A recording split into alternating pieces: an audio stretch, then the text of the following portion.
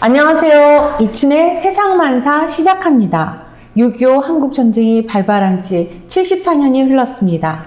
한국전쟁 당시 군인보다 오히려 민간인의 피해가 더 많았는데요.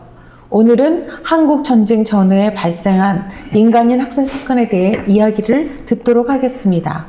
전국 방방곡곡에서 발생한 민간인 학살 사건을 20년 동안 찾아다니며 다큐멘터리 영화를 만들어 시민에게 알려온 구자은 감독이 오늘의 초대 손님입니다. 안녕하세요. 네, 안녕하십니까.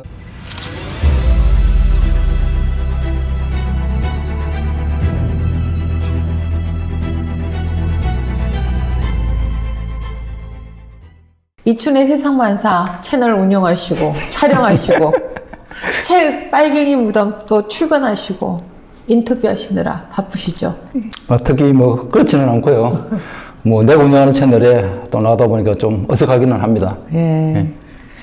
조금 더 제가 좀 소개해드리면, 저는 잘 몰랐는데, 좀 무명의 영화 감독이라고 생각했는데, 민간인 학살사 분야에서 유명한 인물이더라고요. 예. 그동안 다큐, 레드툼, 태원을 제작했고요. 구글에서 검색하니까 기사만 한 3,400여 건 정도 나오는 아주 유명 인사를 인터뷰하게 돼서 영광입니다. 영광이시죠? 근데 볼 때마다 입고 다니는 옷이 똑같아요. 항상 청바지에다가 검은 티. 혹시 옷 안 가입는 건 아니죠? 시작부터 또 그렇게 12절로 나오십니까? 아니요, 저도 많아요. 옷은 많은데, 이제, 요 옷이 청바지랑 이 면티가 굉장히 편안해요. 그래서 구입할 때, 살 때 여러 걸 사죠. 그래서 있다 보니까 매일 같은 옷만 입고 다니게 되고. 컨셉이구나, 그러니까. 컨셉은 아니고, 사실 돈이 없어서 그런 거죠. 이번에 책, 빨갱이 무덤이라는 책을 내셨습니다. 왜 책 제목이 빨갱이 무덤입니까? 그 당시에 특히 국민보도연맹 같은 경우를 보면은, 되게 이념 때문에 죽었다. 그런 표현을 많이 하거든요. 사실 따져보면은 이분들은 이념 때문에 죽음을 당한 게 아니고, 오히려 이념을 가진 사람들이 이념 없는 사람들을 죽인 사건이거든요. 전부 다 그렇다고는 할 수 없지만은, 대개의 그때 죽음을 당했던 분들의 면면을 살펴보면은, 이념은 그냥, 한 번도 깨우치지 못했던 분들이 많고, 대견 농사를 짓던 분이 굉장히 많았거든요. 그래서, 일단은 이념 때문에 돌아왔다, 죽음을 당했다. 그런 표현은, 맞지 않는 것 같고요. 책 제목을 빨갱이 무덤으로 정했던 거는, 그 당시에 돌아섰던 분들이 대개는 빨갱이란 오명을 쓰고 죽음을 당했거든요. 그래서, 그 당시에 죽임을 당했던 사람들이 어떤 사람이었는지 한번 봐라. 그라는 항의 차원을 담았었죠. 영화도 지금 3편이나 제작하시고 또 1950 장흥? 장흥 1950. 장흥 1950. 이것도 이제 촬영 중이신데 굳이 책을 썼던 이유가 있을까요? 아무래도 영상이란 매체하고 이 텍스트, 기사라든지 책 같은 글자로 표현하는 방법이 다르거든요. 영화 같은 경우에는 다큐멘터리 같은 경우에는 저는 한 90분 정도 만드는데 그 90분 안에 그 방대한 사건을 저는 소개를 하고 싶었어요. 이제 그러다 보니까 제 영화를 보신 분들도 느꼈을 테고 어느 평론가도 그런 이야기를 했었는데 영화를 사건을 꾹꾹 눌러 담았다라고 표현을 하더라고요. 사실 맞거든요.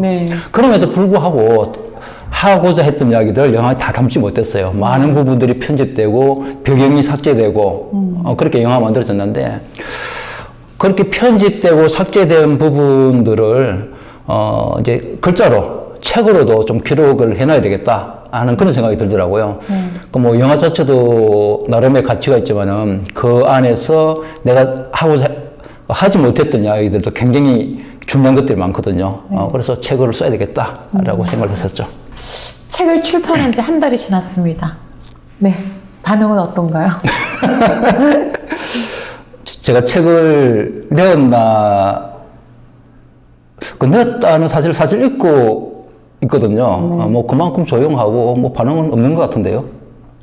근데 제가 책을 좀 페이스북에 지금 계정이 삭제되시는 바람에 제가 책을 홍보를 했는데 읽은 사람들이 솔직히 반응들이 좋았던 부분들이 많았어요. 그래서 어떤 분은 이제 윤석열 정권만 찍는 그런 보수적인 분이었는데도 이 책을 이제 선물로 받고 난 다음에 너무 화가 나갖고 전화하셔갖고 전화 받은 적 있어요. 네네. 네.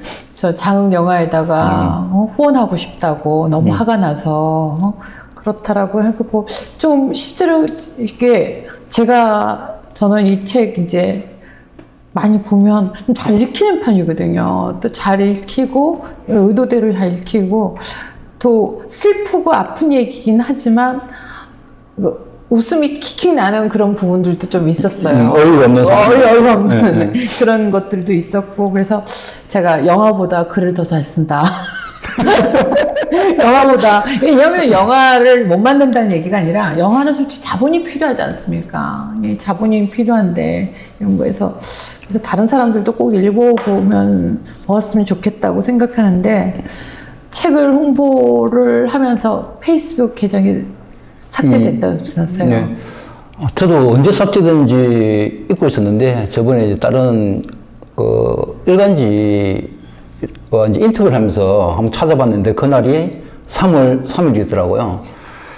그날에 이제 페이스북 측으로부터 제가 메일을 한 통 받아요. 그 내용에선 다수의 사용자로부터 페이스북의 정책을 이용했다라는 신고가 있었다.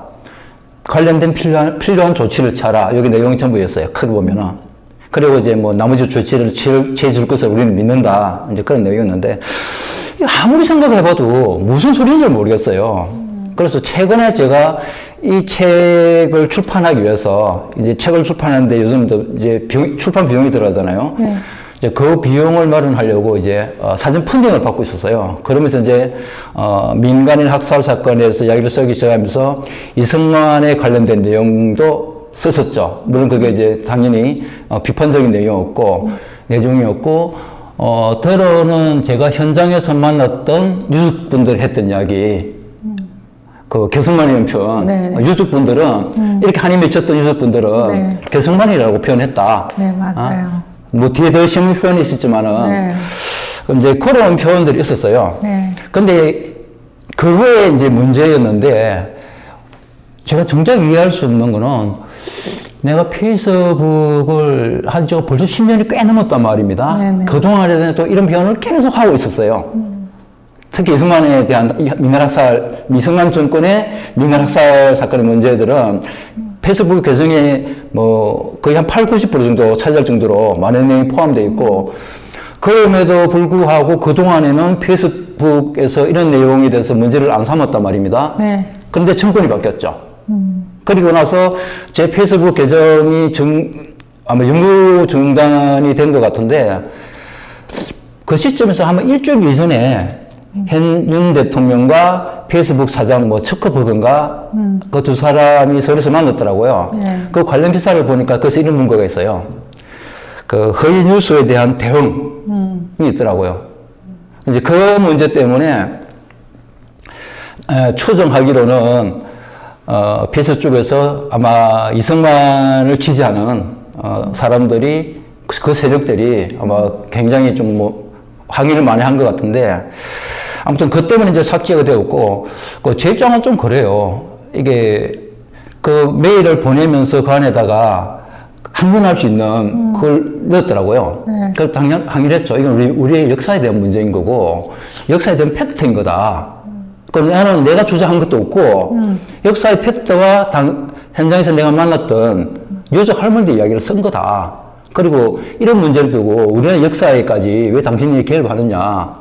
이거는 우리 국내에서 우리 헌법이 보장하고 있는 그 표현의 자유 침해에 해당될 수 있다. 여기서 책에서 나오는 유족들의 그 생생한 목소리들은 정말 그 계승만이라는 정도가 아니라. 그분들은 그렇게 표현할 수 있죠. 그렇죠. 그리고 특히나 그 페이스북 삭제되기 전에 그 건국전쟁은 건국전쟁이 영화가 저 표현의 자유라고 얘기를 하지만 건국전쟁이 영화가 유족들에게는 얼마나 상처입니까, 진짜로? 그거야말로 정말 2차 가해에 표현될 수 있는 영화죠. 그렇죠. 그 당시에 그 이승만 정권에 의해서 학살을 당했던 유족들 입장에서는 네. 그 영화가 제대로 보여주겠어요. 근데 자기들은 팩트만 이야기했다는데, 저는 뭐 다른 건 모르겠어요. 팩트만 얘기했는지는 모르겠는데, 내가 영화를 본 사람한테 물어보니까, 한국 전쟁을 전후해서 이승만 정권이 장했던 민간 학살, 100만이라고 불리는 그 민간 학살 사건은 한마디도 없다고 하더라고요. 네. 더군다나 우리 마산 지역에 있었던 3.15, 네. 4.19에 대한 이야기는 한마디도 없어요. 이승만 정권의 가장 큰 제악은 다 빼버린 거죠. 그렇죠. 여기 보면 이제 정말 이승만이, 그냥 어르신들이 얘기하는 것들 보면 약간 유머가 있지 않습니까? 이승만이 제발 바빴다. 산에서 끌고 가서 죽이고, 바다에도 가서 끌려서 죽이더라고. 진짜 바빴다. 막 이런 얘기들 나오고. 성정수 할머니가 그 얘기를 했었죠. 예. 그 할머니들에 대한, 보면서 유족들에 대한 애틋한 마음들이 묻어 있었어요. 그래서 아마 다른 이렇게 이 책 보고 난 다음 리뷰를 썼던 기자님들이 다들 구자한답다. 구자한답다. 왜냐하면 이제 현장을 추적했던 사람들이, 사람만이 할 수 있는 그 유족들의 생생한 증언들을 해냈기 때문에 그런다는 생각이 들고, 우리가 보면 이제 유족들에 대해서, 저는 이 책에 대해서 가장 큰 가치로 두는 게 몇 명이 죽었다. 너무 많이 죽었으니까. 200명이, 한 곳에서 200명이 죽었다, 700명이 죽었다 이러는데 그들의 사연들은 하나도 우리가 알지를 못하지 않습니까? 그렇죠. 물뚱그려서 그냥 너무 많이 죽다 보니까 그 전쟁 때는 그렇게 죽어도 되나? 이런 생각들을 가지게 되는, 특히나 우리가 반공교육 속에서 북한이 자행했던 우리 민간인들의 피해들만 너무 부각되어 있으니까, 이런 일도 있었구나라는 정도로 심지어는 설마 이런 일이 있을 수 있을까라고 얘기를 하는데, 이제 책의 얘기를 좀 먼저 좀 같이 하고 싶습니다. 책 목차에 짓는 제목이 범상치 않습니다. 책 제목이. 여기 보면 창원 지역 민간인 학살편에 보면 이래도 속고 저래도 속고 그렇게 제목을 뽑은 이유가 있습니까? 그러니까 이제 국민보도연맹으로 남편을 잃었던 그 할머니께서 했던 이야기인데, 자기들 살아오면서 계속 이제 쏘임을 당했다라고 이야기를 하는 거죠. 그러니까 이제 그동안에 이제 민간학살 사건이 일어난 이후, 한국전쟁 이후부터 우리나라에 진행했던 한국전쟁을 시작으로 극우 반공국가로 거의 변해버린 상태였거든요. 네. 그런 상태에서 그 남편에 대한 구명운동들, 해외로 오러서 가고 훈련받으러 오러서 갔는데 안 돌아왔단 말입니다. 어디서 죽었는지도 몰라요. 언제 죽었는지도 모르고. 네, 어디서 죽었는지도 모르고. 특히 이제 경남 쪽 이쪽 지역은 더 그렇죠. 경북도 마찬가지지만은. 그래서 이제 그분들이 구금이 되고 나서 풀려나지 않으니까 어떻게든 남편, 그리고 자식들을 살려보려고 사방팔방 막 뛰어다니면서 이제 어떻게 하면은 빼내올 수 있는지를 노력을 했겠죠. 근데 거기서 사기꾼이 또 많았어요. 네. 그러니까 돈만 받아먹고 사람은 살아돌이지 않고 그런 사기꾼이었는데, 그런 데서 싸웠다 그러고, 그 다음에는 이제 국가에서 이 사람들을 빨리 나가고 계속 매도를 했잖아요. 네. 그렇죠. 그래서 많은 매도도 못하는 거죠. 눌려가지고. 조국은 없습니다. 그죠? 아니, 이병주 소설에 보면 사나라는 조국은 없다. 산천만 있을 뿐이다. 이 얘기가 국가가, 개인의 재산과 생명을 지켜줘야 될 국가가 없고, 그렇지만 또 산천은 정말 있을 뿐이다라는 말이, 그런 국가가 없었다. 실제, 그 당시는 국민보도연맹뿐만 아니라, 사회주의 계열의 항일 독립운동가들, 그리고 남북 분단을 반대했던, 그 민족 자주 세력들은 네. 사실 비공군 취급을 받았어요. 그렇죠. 학살의 대상이었죠. 네. 저는 그냥 사회주의 계열의 독립운동가들은 이제 너무 가슴 아픈 게 3.1 만세 운동 이후로는 대부분 우리 독립운동들은 사회주의 계열들이 다들 이끌어 나갔었지 않습니까? 그들이 정말 너무 알려져 있지 않은 것들이 많더라고요. 근데 그들이 그 회원 제목이 그제 독립운동한 것도 제가 되는 나라가 있습니까? 그게 지금도 정말 가슴 아픈데 그런 분들이 국가로부터 진짜 해방이 되면 그 일제시대 때 그 고생들을 보상받고 명예로울 줄 알았는데 그들이 도시 빨갱이라는 명목으로 탄압받고 그리고 학살당하고 또 그 후손들까지도 연자제라고 하는 그 멍해 속에서 고통받았다는 거 생각하면 굉장히 좀 그 당시에 예. 제가 대구에서 벌써 4, 5년 됐나? 그 대구 KBS 네. 10부작, 현대사 10부작 다큐멘터리에 출연하면서 이제 민간 학살 부분하고 그리고 친일청산 네. 두 편에 이제 출연을 하면서 유족들과 항일 독립운동가 후손을 만났었거든요. 경북 지역에. 네. 대구에서 만난 한 분이었는데 이분의 아버지, 할아버지인지 기억이 잘 안 납니다. 네. 아버지인 것 같아요. 연세가 꽤 있었으니까. 최근에 항일 독립운동 성원을 받았대요. 그러니까 내가 왜 이렇게 늦었냐고 물어봤는데 그 아버지가 돌아가시면서 우리 집안에서 독립운동 했던 말은 절대 하지 말라고 신신당부를 했대요. 그러면서 이제 돌아섰는데 그 당시에 뭐 해방 이후도 탄압받았지만 한국 전쟁 정립시기에 해가지고 뭐 유족들 이야기하기로는 학살 1순위라고 표현할 정도로 바로 학살의 대상이었거든요. 그러다 보니까 이제 그런 이야기를 같은데 그분이 남긴 일기 있잖아요. 일기를 숨겨놓고 있었대요. 그걸 가지고 본소에 넣어가지고 국가보훈부에 넣어가지고 선물을 받았다고 이야기하더라고요. 그만큼 그 당시에 이제 독립운동했던 분들은 죽임의 대상이었고 그러다 보니까 살아남은 사람들은 살아남기 위해서 자기가 아니면은 우리 그 아버지 할아버지가 독립운동에다 사실을 숨겼던 거죠. 특히나 여기도 나오는 게 고성 쪽에 있는 심재인 씨. 심재인 씨 같은 경우 이 책에서 보면 그 43년도 이럴 때 제일 한국인 그 학생들 사건 이런 걸로 해갖고 엄청난 고문을 받아가지고 일본에서 독립운동하셨죠? 일본에서 독립운동하셔갖고 거의 친구 하나는 옥사하고 고문사로 다 죽고 그러니까 아마 태평양 전쟁 때니까 굉장히 심했던 것 같아요. 그리고 나서 거의 뭐 피골이 상접해갖고 중국 목숨 했다가 막 살려놨는데 45년 살려놨는데 다시 또 학살 당하셨잖아요. 근데 그렇죠. 거기에 신문 기사가 여기 나와 있더라고요. 우리 심진표.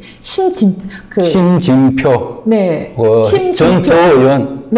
아버님이시죠? 그분의 아버님은 심재인이고, 심진표. 그분이 이제 좀 다른 기사들을 이렇게 다른 경남 항일 독립운동사에도 이제 그분이 나오거든요. 그래서 그분에 대한 얘기들 하면 남로당이었다는 얘기 안 하셨잖아요.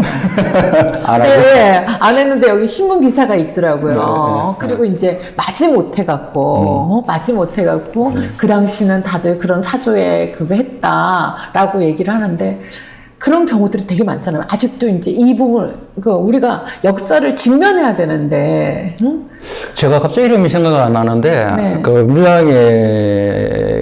밀양에서 김원봉 장군에게 항일 독립 자금을 스님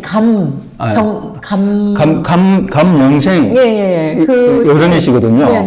스님이시죠. 그분 할아버지신데 이분 역시도 이제 마산 형무소에 구금되었다가 9.3년 경위받아서 이제 학살된 것으로 이제 추정이 되는데 이분 역시도 밀양에서 천석지기 그러니까 정말 이것을 찾아보면은 내 땅이 어딘지 안 보일 정도 땅이 많았던 분들인데 그 가상을 탕진해 가면서 어혈단에게 독립운동 자금을 보냈다 그러거든요. 심지어는 뭐 그분의 손녀의 주장으로는 39사였던 그 터가 옛날에 자기 할아버지 땅이었다고 얘기를 할 정도인데 그렇게 자기 전 재산을 바쳐가면서 독립운동을 지원하고 도왔던 분들도 결국은 그렇게 학살의 대상이 됐으니까. 그래서 이 책에서 보면 그런 것들이 좀 한국 전쟁 후만이 아니라 전쟁 전 49년도 이럴 때 얘기들도 이렇게 나오잖아요. 이게 그러니까 감옥에서 가고 막 이렇게 하는데 저는 이제 그런 왜 그런가 이게 역사적인 사건에 대해서 우리가 이해될 거 필요하지 이걸 제대로 이해하겠다는 생각도 들었고요. 또 한 가지로는 이제 모든 유족들의 사연이 다 가슴 아프긴 하지만 그 하만의 목 잘리는 남편. 그 얘기는 너무 제목부터가 정말 민간인 학살 사건이 얼마나 끔찍했고 그 진짜 야만의 끝이었다는 생각이 죽이는 게 그냥 죽이는 것도 아니고 그게 너무 그 잔인한지가 상기하게 되겠더라고요. 그 당시에 네. 그 학살의 가해자의 네. 대부분이 친일파였어요. 네. 친일 경찰이었고 친일 군인이었고 만주국 출신이나 네. 간도 특설대 출신의 군인들이었는데 다 이제 일제의 경찰, 일제의 군인들이잖아요. 해방 이후에도 그 사람들은 일본들을 차고 다녔어요. 그래서 이제 대개 그 당시에 이제 칼에 처참하게 우리 김해 진영에서도 여기서 알죠. 네네. 그 처참하게 죽었던 네. 그런 이야기들도 있는데 그 유족들의 이야기를 들어보면은 이제 이분은 이제 하만의 유족이신데 이런 이야기를 해요. 이 사람들이 사람이 죽어가는 모습을 즐기더라. 할 정도로. 그러니까 일본군들이 막 해갖고 사람을 가지고 그 죽이는 시합을 하기도 하고 막 간도 실제로 묘고 자르잖아요. 네. 그걸 저는 우리가 보면 고래 이렇게 여왕산이라든지 아니면 갱이바다라든지 이런 쪽에서 집단 학살들이 이렇게 이루어진 것들은 하지만 이렇게 목을 자른다든지 이런 거는 엄청 부인이 막 목이 밭에서 그런다는 게 이건 너무 끔찍하잖아요. 북면 일대에서 이제 그 당시에 해군 HRD 소속의 황광수라는 사람이 있었어요. 네. 그 찰국에 수천하는 사람이더라고요. 그 사람이 거기서 정말 그 잔인하게 총으로도 죽이고 칼로도 막 죽이고 그런 모양인데 그쪽 어른의 책에도 아마 그 내용이 있을 것 같은데 그 어른의 표현에 따르면은 그러니까 지나치다가 마주쳐가지고 기분 나쁘면 죽이고, 그러니까 피난민도 죽이고 어린아이도 죽이고 막 그랬다. 그래서 눈을 보니까 벌겋더라. 그래서 그 미치광이었다. 네. 그 살인귀였다. 이런 표현을 하거든요. 근데 또 다른 지에 가보면은 한유 쪽은 또 이런 이야기를 하더라고요. 처음에 사람을 죽이는 거는 되게 두렵고 무서운 일인데 그게 반복적이 되면은 사람이 죽어가는 모습을 보고 희열을 느낀대요. 이제 악마가 되어버린다는 거지. 그렇죠. 그런 상태까지 접어든 그 학살자들이 있지 않았나. 저는 그런 생각까지 해요.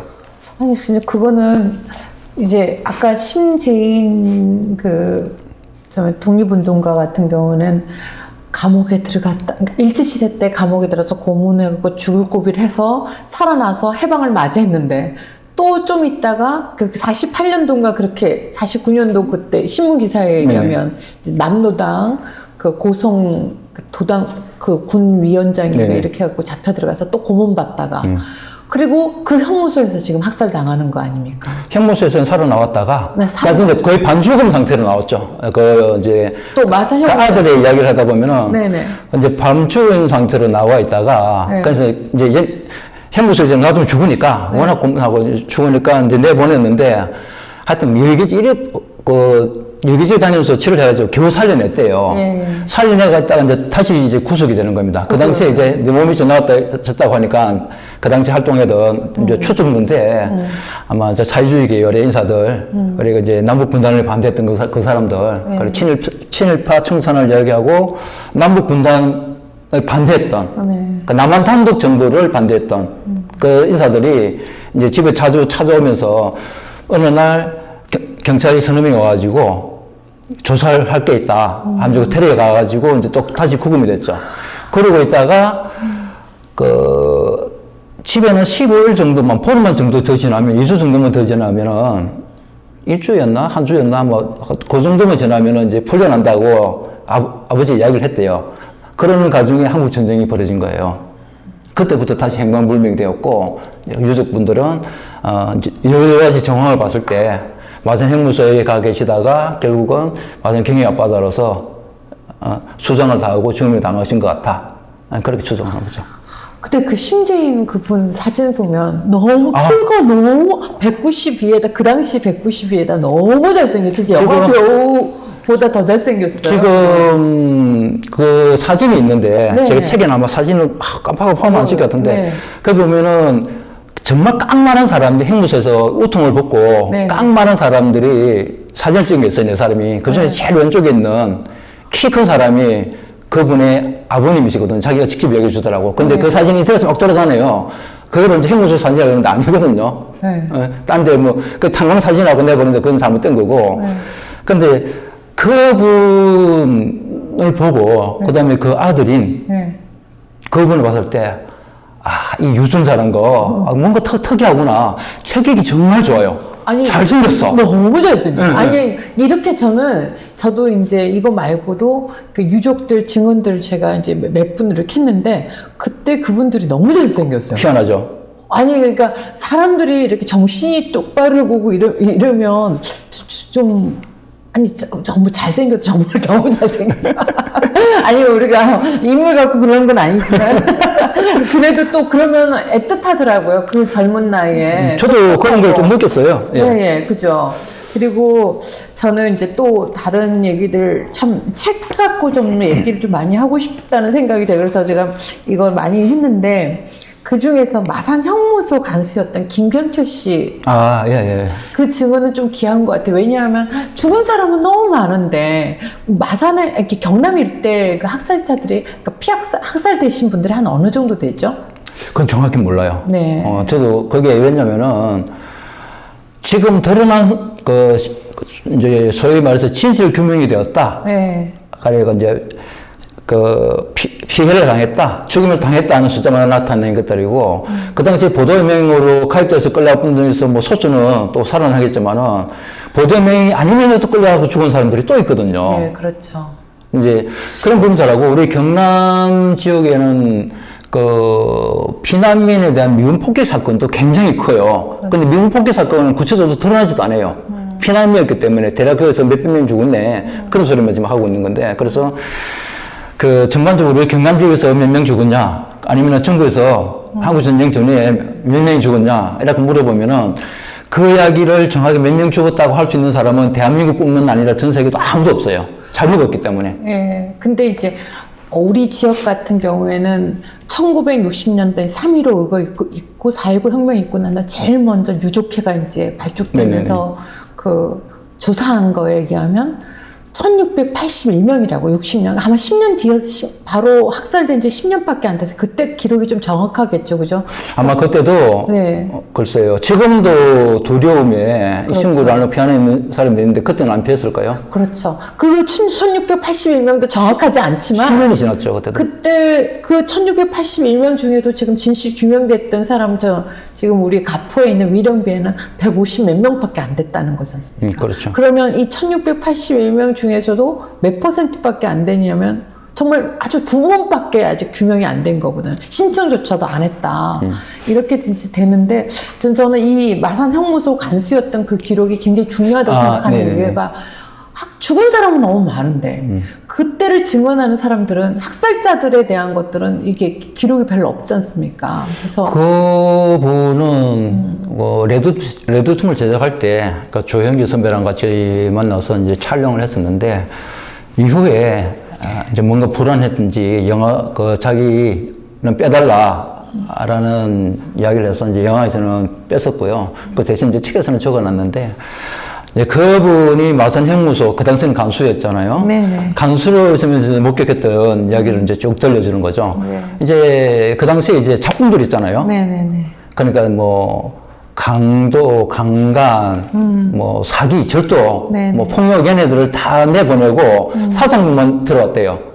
그럼에도 이제 마산 형무소 꽉 차기 시작했는데 이제 보도연맹원들이 들어올 시점에는 이제 거기서 뭐 A, B 갑을 등급으로 나눴다 그래요. 네. 그래서 갑 등급은 형무소 감옥 안으로 들어가고 네. 나머지 사람들은 이제 형무소 마당에 그들을 배치해 놓고 그리고 이제 어린 사람들이 어느 날 저녁에 이제 헌명대에 네네. CIC 쪽으로 해서 불려나가고 들어오지 않으면은 이제 어린 사람들하고 이제 그런 식으로 운영됐다고 하는데 간수인 자기들도 네. 뭐 CIC에 와서 그 사람들 이름 좀 부르면은 그냥 아무 말 못하고 내줬대요. 그러니까 자기들은 아무 권한이 없었다는 거죠. 그렇죠. 계엄령이 실시돼갖고. 그러니까 그 다음에 이제 사람이 없으면은 이제 나가서 들어오지 않으면은 네. 이제 죽는 것 같다. 이제 그렇게 생각이 되는 거고, 그분의 정원 중에서 하나 더 특이할 것들은 그 당시에 이제 그 네. 해군들이 많이 감옥소에 들어가 있다가 죽었다고 그래요. 네, 그런데 어떤 사람들이냐면은 1948년 10월 19일 날 여순 사건이 일어나잖아요. 네. 지금 여순 11구 사건이라고 이제 공식 명칭이 좀 변한 걸로 알고 있는데, 그 시기에 그 친해에 있던 일부의 해군 병사들이 네. 그 미국에서 온 배를 타고 월북을 하다가 잡혀 들어왔대요. 그 숫자가 꽤 된다고 그래요. 네. 이제 그 사람들이 있다가 이제 끌려나서 죽임을 당했다. 그거는 저도 처음 듣는 이야기였거든요. 네. 이제 그런 이야기가 있었고, 그 하나들은 그 형무소 앞에 이제 트럭에 사람들이 실려서 나갈 때쯤이면은 그 형무소 앞에 그 이제 자기 자식들이 형무소에 들어왔고 면회를 하려고 했는데 면회도 안 되고, 그래서 어머님이나 가족들이 앞에서 진을 치고 얼굴 한번 볼 거라고 누구야 이름 물어보고 막 있었잖아요. 네. 근데 이제 거기에 트럭에 그 이제 사형을 집행하러 나는 트럭에 실려서 사람들 가득 나와요. 그러면 그 순간에 지금 마산 형무소, 지금 우리 그 창동에 있잖아요. 창동이죠. 그 앞 입구가 온통 울음바다가 되었다. 그러니까 그 소리가 너무 시끄러울 정도로 크게 들렸다. 그런 이야기. 그 내용은 책이 없는데 저는 이제 99페이지에 보면 그분이 이제 이 경계하는 눈빛으로 보시면서 말문 열면서 이 말이 너무 인상이 나는데, 요즘이라서 이러지 옛날 같으면 아저씨들 다니지도 못합니다. 다녔다면 골로 갑니다. 여기 있는 우리 모두 골로 갑니다. 모두 다 옛날에 일을 어떻게 이루고 다녀. 그 사람 찾는다고 하면 우습다고 할 건데, 응? 바로 자의라고 몰아붙일 건데, 가만히 있어도 빨갱이라고 하는데 빨갱이들 이런 사람들 찾는다고 하면 그렇다면서 계속 세상이 좋아진 건지 계속 이렇게 의심하잖아요. 네. 저는 이제 그게 그때만이 그랬을까? 그게 민간인 학살 사건이 네.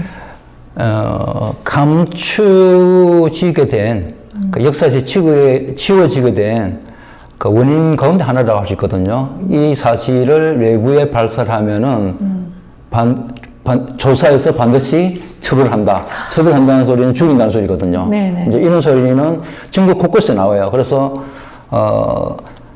학살 당한 시신들을 매장하는 부역을 했던 사람도 그 이야기를 못하고, 말주민도 그 이야기도 못하고, 주석들도 그 이야기도 못하고, 더군다나 1960년 4.19 혁명 이후에 61년도에 이제 박정희가 5.16 군사 쿠데타를 일으키잖아요. 네. 그 당시에서 가장 빠르게 한 일관 중에 하나가 한국 전쟁 전후 피학살자 유족의 간부들을 체포를 해가지고 용공재판에, 군사재판에 회부해가지고 사형도 때리고 무기징도 때리고, 그리고 전국 각지에서 그분들이 조사를 한 자료들, 그리고 유해를 발굴해가지고 만들었던 합동묘들, 우리 김해 진영도 있잖아요. 뭐 제주도 있고 거창도 있는데 이 합동묘들을 싹 치워버린.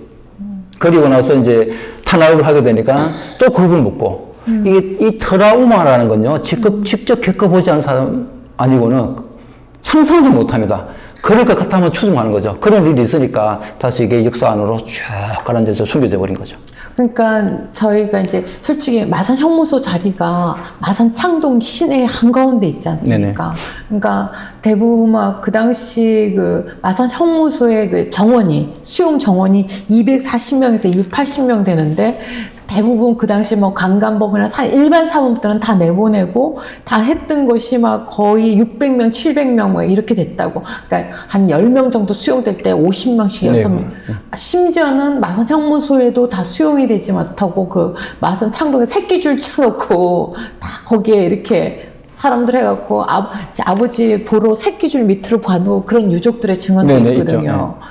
그런 걸 이제 제가 보면서 그 얘기들을 뭐라고 하냐면 마산에 10년 뒤에 마산에 3.15 의거가 일어났던 이유가 바로 마산 시내에서 그 학살들을 다 봤기 때문에 그때 나왔던 그 분노가 응어리져서 그 유족들이 3.15 의거에 참 많이 참여를 했다고 하거든요. 이제 더 이상. 그러니까 10년을 그 공포의 세월을 갖다가 10년이면 10년 만에 또다시 또 표출하고 또 1년 만에 또 반국가 단체로 이렇게 하니까 나는 우리 지역의 보수정도 바로 그런 데 있지 않을까? 이런 생각도 좀 많이 들어요. 그게, 제가 보기에는 이게 뭐 흔히 이념, 뭐 정치적 이념에 따라 뭐 보수 진보 구별된다고 하는데 저는 그거 아닌 것 같거든요. 정확하게는, 자기의 이익이 어느 쪽에서 나올 수 있는가? 그 대개는, 저 어느 지역이라고 이야기하면 또 날릴 것 같아서 어느 지역 하니까 농담 삼아. 그 지역 분위기는 어때요? 그러면 우리는 흰센 쪽의 편입니다. 라고 표현하듯이 그런 판단을 많이 하고 있는 것 같고요. 그게 이제 반공교육과 막 결착이 되다 보니까 그게 뭐 자기 이제 사고는 이제 굳어져 버린 것 같은데 가장 중요한 것들은 우리가 국가에서도 역사를 감췄고, 그러니까 정확하게는 해방 이후 시점부터 우리가 물론 이제 뭐 항해동맹무사도 잘 모르기도 하지만 안 가르쳤잖아요. 네. 그것도 잘 모르기도 하지만은 해방 이후 시점부터 한국 전쟁기까지 일어났던 그 7, 8년 역사는 꽁꽁 더 숨겨놨어요. 그러니까 맥락이 없는 겁니다. 줄거리가 없는 거죠. 하나의 사건임에도 불구하고 다른 사건인 것 같고, 우리가 배웠던 거는 김구 선생님 언제 안설되었다? 언제 뭐 반민특위 해산이 있었다? 그 사건에 대한 이야기가 하지. 거기서 의미, 왜 이렇게 되는지 설명하지 않잖아요. 그게 없어요. 역사가 없어요. 그걸 모르다 보니까 현 시점의 사회를 진단하고 판단하는 능력이 떨어질 수밖에 없는 거죠. 그러니까 저는 실제 이제 유족 증언들 중에서 초등학교도 엄마, 아버지가 다 이제 아버지는 학살 나오고 엄마도 또 그 수배되고 막 이래갖고 그 초등학교 때 제대로 못 나온 유족이었는데 저한테 2799 투쟁을 아냐고 저한테 묻는 거예요. 근데 나는 2799 투쟁에 대해서 들어본 적이 없어요. 2799 그거 대단했는데 막 그게 이분만 아는 건가 해갖고 찾아봤더니 그게 진짜 대단했더라고요. 엄청났던 거죠. 네, 1948년도 2월 7일이죠. 2월 7일 날 구국투쟁이 단전. 정확히 뭐 남한 단독 선거, 50 남한 단독 선거 반대하기 위해서 전국 각지에 숨어있던 그동안에 이제 미군정이 친일파를 동용을 하고, 그 다음에 인민위원회를 해산하면서 그 사회주의 활동가들을 탄압하고 잡아들기 시작했잖아요. 그러면서부터 이제 소위 말해서 지하에서 조직 활동하는 사람들이, 숨어서 지낸 사람들이 내 사랑하는 조국이 분단되게 생겼어. 그러니까 5월 10일 남한 단독 선거를 앞두고 2월 7일 날 전국 각지에서 다 터져나와버린 거예요. 아니, 그분이 그때 나이가 몇 살이냐면요. 그분이 7살인가 그때밖에 안 돼요. 근데도 그걸 갖다 너무 2799 투쟁 아시죠? 그렇게 얘기하는데 그래서 아니 나이도 어린데 너무 정말 대단했어요. 이렇게 얘기를 하더라고요. 역사를 알면은 그렇죠. 흔들리지가 않아요. 그러니까, 모르면 흔들리는 거죠. 그래서 우리가 그런 역사를 진짜 너무 모르고 있구나라고 이제 좀 생각이 됐었고요. 저는 그래서 이 책에서 나오는 왜 이렇게 됐을까라는 것들이 정말 좀 많은 분들이 좀 알아야 된다고 저는 생각을 하고요. 그 다음에 이제 그 죽은 자는 헤아릴 수 없는데 학살자는 이렇게 학살자들이나 처벌받은 자가 아무도 없지 않습니까? 그렇죠. 그게 너무 오랜 세월이 지나갔고 또 그 유족들도 돌아가시고 기억도 기록도 흔적도 많지 않은데 이 학살지를 그래도 많이 추적해 오시면서 그래도 좀 남아있는 데가 우리 지역에 어디가 있을까요? 우리 지역의 학살지요? 네. 경남 지역의 학살지 같은 경우는 이제 저번에 김두관 도정 시절에 전수조사가 있었거든요. 그때가 2003년, 2002년, 2003년인 것 같아요. 그 당시에 이제 고 경남대 이상길 교수랑 조사하면서 좀 참여를 하게 되었는데, 그 조사한 결과 추정하고 있는 데는 153군데인가 그랬어요. 근데 이제 확신할 수 있는 데는 134곳이다 하면서 저희들이 경남지역 130. 그 결과를 냈거든요. 네. 이제 그만큼 많죠. 창원 여기만 하더라도 지금 남산 상봉자죠. 그 삼수구사 앞에 남산 거기도 학살지인 것이고, 특히 이제 진해 넘어가는 양촌에서 진해 넘어가는 지금 현재는 이제 창원에서 마창대교로 가는 진해통로에 뚫려 있는 그 터널, 거기가 아리송골이라는데, 거기 여기서 학살제고요. 바로 그 옆에 지금은 또 양쪽에 도로가 내는데 가마골이라는 거 있었어요. 거기도 학살지라는데 우리는 거기는 정확하게 또 찾지를 못했었고, 그 다음에 이제 진해 역시 아파다, 수작 학살지인 것으로 지금 알려지고 있고요. 전에 무슨 절이죠? 성주사. 성주사. 앞에 올라가는 입구 거기도 역시 학살지입니다. 거기도 학살지인 것이고. 우리한테 제일 그래도 이제 많이 추정하신 제일 첫 번째 나오는 여왕리. 네. 거기 같은 경우는 예전에 강산 터가 굴이 있어갖고 거기에서 몇 구 정도가 발견됐죠? 글쎄요, 제가 그까지는 지금 정확히 기억을 못해요. 그때가 194구 정도 이렇게. 그 전체가 나온 숫자인 거고, 거기서 처음에는 우리는 두 장소인 줄 알고 있었는데, 가서 탐문하고 찾다 보니까 자료에 지금 그때 6개에서 지금 나온 걸 저는 기억을 하고 있습니다. 4개인가, 아마 6개가 맞을 거예요. 근데 우리가 여왕리 학살지라고 하지만 가보면은 학살의 지점들은 다양하게 여러 군데이거든요. 거기서 이제 유해로 추정되는 것들이 말씀하셨듯이 196군가 이제 그렇게 찾아냈다는 거고, 유실되었던 유해 개체 수가 또 있어요. 고생하셨습니다. 역사를 현장에서 기록한다는 게 이제 쉽지 않은 일인데, 그동안 제작한 영화가 레드툼, 그 다음에 해원, 그 다음에 태안, 이게 이제 국가 기록물로 보관되어 있지 않습니까? 어떤 분들은 이제 국가가 해야 될 일을 개인이 하느라고 참 고생이 많았다. 라고 얘기하는데, 정말 큰일 하셨고요. 만든 영화를 갖다가 좀 더 많은 사람들이 보기 위해서는 어떻게 하면? 그게 가장 큰 문제인 거죠. 저 같은 경우는 이게 상업적이거나 흥행을 목적으로 하기보다는, 그 당시에는 저도 그랬지만은 대다수 사람들이 민간학살 사건을 모르겠고, 지금도 이제 마찬가지지만은, 그래서 이 실체적 진실을 드러내는 게 중요하다는 판단을 했었고요. 그래서 기록 영화 형태로, 물론 다큐멘터리 영화로 가지만은 그 중점적인 내용은 인물 중심도 아니고 사건 중심.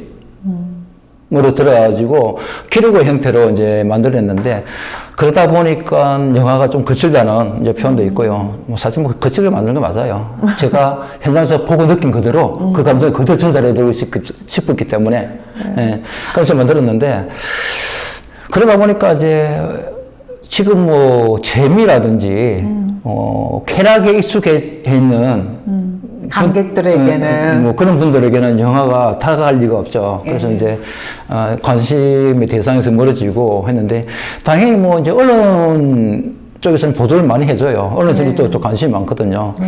왜냐하면 이거는 우리 흑역사 중에 흑역사라고 생각해요.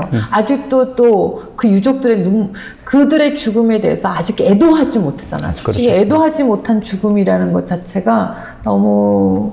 그래서 그 내용들을 일단 영화 전체를 유튜브에 올려놨어요. 제가 운영하고 있는 다큐몹이라는 채널에 올려놨는데, 검색으로도 볼 수 있어요. 그냥 영화 레드툼, 영화 해원, 영화 태안으로 검색하면 영화 나오거든요. 저는 한국 민간인 학살 이 문제에 대해서는 솔직히 이제 레드툼 영화를 통해서 제가 알게 된 분들이 많을 거예요. 왜냐하면 그분들의 그 사연들이 역사적인 기록만이 아니라 그분들의 애틋한 사연들이 이제 진짜 잔상이 항상 남지 않습니까? 이런 분들을 했고 이 민간 학살 사건에 대해서 좀 종류들을 그러니까 분류를 좀 할 필요가 있는데 거기에 대해서 잠시 얘기해 주시겠습니까? 그 뭐 시기별로 그 사건별로 분류를 하기도 하는데요. 네네. 엄격하게 좀 따지고 보면은 그 하나의 사건이라고 봐야 되고요. 단지 이제 시기별 장소가 다르다는 그런 특징이 있는데 한국 전쟁이 일어나기 이전에도 민간 학살 사건이 있었어요. 우리가 잘 알고 있는 1948년도 10월 항쟁, 10월 1일이라는 10월 항쟁. 그리고 나서 이제 우리가 잘 아는 여순 항쟁? 제주 사상과 네. 여순 네. 11.9 사건. 그 사건들은 뭐 경제적 실패에 대한 것들, 미군적인 그 경제적인 이런 어려운 부분도 있었지만은 친일파 청산에 대한 그 문제도 있었고요. 하나 더는 그 나라가 분단된다는 사실, 네. 분단을 반대하는 사람들. 그 당시에 이제 빨갱이라고 불렸던 사람들이 주장했던 내용이 그건 거예요. 크게 보면은 네. 친일파 청산, 친일파 문제 청산하자. 그다음에 남북 분단 안 된다.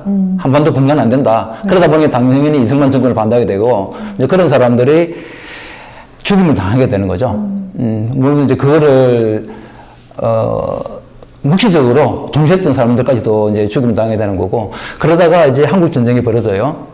한국 전쟁이 벌어지면서 1950년 7월달 양력이죠. 네. 이제 국민보도연맹원과 조금 전에 이야기했던 자유익 인사들, 네. 남북 분단을 반대하고 친일파 청산을 이야기했던 그런 자기계 인사들, 일이 전국에 그 당시에 형무소가 20개 정도 되었다고 하거든요. 네. 형무소에 다 갇혀 있었어요. 그 7월 달에 그분들을 학살하기 시작하는 겁니다. 그러니까 국민보도연맹원들과 형무소 제소들 같은 시기에 이제 학살하게 되는 거죠. 그래서 이제 인민군 점령기가 됩니다. 인민군 점령기가 되어서도 이제 적대 세력의 학살 사건이 일어나는데 우리는 배웠을 때 인민군 다 죽였다고 이야기 들었잖아요. 네. 굉장히 그 역사의 맥락을 뒤집어서 교육을 한 것이고 정말 인민군 정규군이 죽인 학살 사건을 봤을 때는 제가 우리 경상도 산악지대도 돌아다녔고 전라도 돌아다녔고 경북도 돌아다녔고 충청도 하고 다 다녔어요. 네. 인민군이 죽었다는 소리 한 번도 못 들었습니다. 인민군. 그런데 학살 사건이 있었어요. 그 당시에 지방 자익들이 대거 학살하기 시작을 해요. 그러니까 이제 일종의 이제 그 사람들은 보복 학살 성격이 있었다고 저는 봐요. 그렇죠. 그 이제- 당했으니까. 네, 그만큼 당했으니까. 그리고 나서 이제 후퇴 시기에, 인민군 후퇴 시기에 이제 인민군 측의 학살 사건이 있었다고 할 수가 있는데 그 당시에 이제 각 형무소에 갇혀 있었던 우익인사들을 학살하고 가요. 네. 그게 인민군 학살 사건이라고 이해할 수 있는 겁니다. 그거는. 그건 이제 마을에서는 없었다는 거죠. 이제 그게 10월 4일 날 인민군이 점령으로 후퇴하는 그때 10월 4일 날 4일 5일 중심으로 아주 많이 일어나요. 전국적으로. 전남에 특히 그렇고. 그러면서 이제 수복이 되잖아요. 수복이 되면서 이제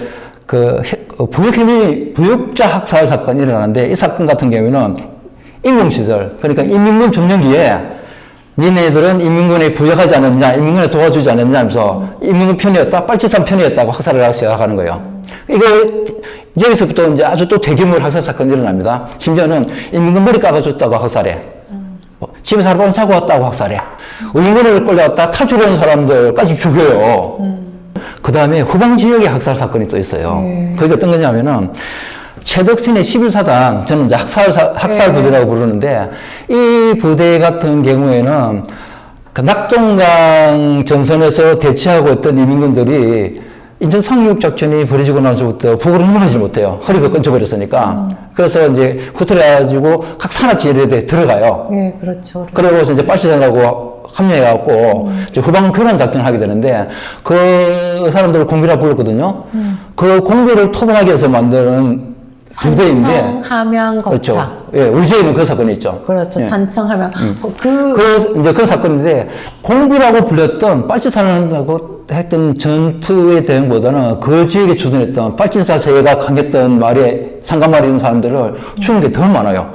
그렇죠. 그리고 경벽충사 작전이라고 하잖아요. 그렇죠. 견벽창. 네, 그럼 다 죽여버린 거죠. 그러니까 제가 요즘에 독립운동사 이렇게 보면서 항일 무장투쟁이 있고 나면 그 항일 무장투쟁 근거지들을 갖다가 뭐 청산리 봉오동 전투하고 나면 그게 독립운동자들이 보호해줬던 조선족 마을들이 다 초토화되지 않습니까? 네, 바로 그게 견벽청이죠, 그죠? 하여튼 진짜 이건 너무 가슴 아픈 역사인데 저는 가슴 아픈 역사라고 이렇게 피해자 중심으로 보는 것이 아니라 이 역사가 우리들에게 말해주는 것이 무엇인가라는 것들을 좀 새겨야 된다고 생각하거든요. 역사를 좀 바로 알고 또 우리가 지금 학살은 이루어지지 않지만 그것이 끼친 영향들. 지금 저는 뭐 김동춘 교수 사역자잖아요. 네. 그분의 말에 이제 굉장히 동의를 하는 편인데 그분은 이렇게 표현을 하거든요. 한국 전쟁을 전해가지고 지식인들 죄다 다 죽였다. 그렇기 때문에 이후에 그 독재 정권에 대항할 수 있는 시민사회단체의 영향이 싸그리 없어져 버린 거다. 그러면 해가지고 이후에 이승만 독재가 가능했고, 박정희 독재가 가능했고, 전두환 독재가 가능했던 거다. 한홍구 교수는 이제 영화위원회에서 이제 이렇게 또 표현을 하죠. 친일 청산을 요구했던 민족주의, 민족 자주 세력들이 오히려 친일파에게 역청산된 오히려 몽땅 죽음을 당했던 역사다. 그렇게 이야기를 하거든요. 물론 저는 그 부분에도 동의를 합니다. 진짜 이 해결해야 될 문제들이 너무 많습니다. 예, 너무 오늘 우리가 진짜 이야기를 우리가 너무 많이 했습니다. 예, 다음에 또 한 번 더 부르겠습니다. 예. 저 촬영해야 되는데 자꾸 부르고 그러면 안 되죠. 지금 우리가 너무 얘기 많이 하고 저게 끄셨어요. 예. 네. 오늘 초대 손님은 20년째 민간인 학살 사건을 추적하고 있는 구자한 영화 감독이었습니다. 저도 묻힐 뻔한 항일 독립전사 김명씨라는 책을 냈었죠. 항일 독립운동의 역사, 해방 이후 민간인 학살의 역사는 우리가 공교육에서 배우지 못해 제대로 알지 못하는 역사이기도 합니다. 묻혀있는 우리 근현대사에 대해 다시 생각해보는 시간이었습니다. 다음에 저도 초대 손님으로 나와서 항일 독립운동의 역사에 관해 이야기하도록 하겠습니다. 이춘의 세상만사, 오늘은 여기까지입니다. 감사합니다.